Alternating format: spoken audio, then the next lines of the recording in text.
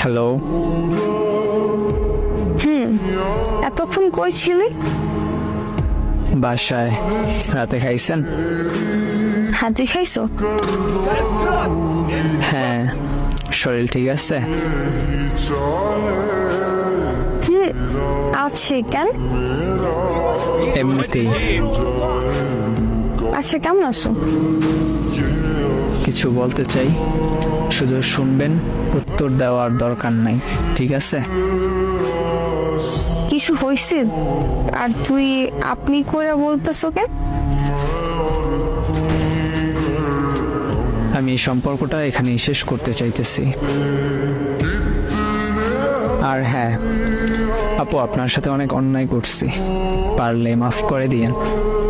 আমি জানি আপনি আমাকে মাফ করতে পারবেন না, কিন্তু কি আর করার, একটু কষ্ট হলে মাফ করে দিয়েন। মানে কি মজা করতেছো? এইসব কি বলতেছো ইবু? প্লিজ এমন করিস না, প্লিজ। এই বউ, শোন না ইবু। আমি কিছু বলতে বারণ করছিলাম, কিছু শুনতে চাই না আমি। প্লিজ তোর পায়ে পড়ি, প্লিজ এমন করিস না। আমি কি করছি বল? আমি কি করছি ইবু? ভালো লাগে না এই ধরনের কথা। ব্রেকআপ বলছেন, মানে ব্রেকআপ। প্লিজ মরে যাবো, এমন করিস না।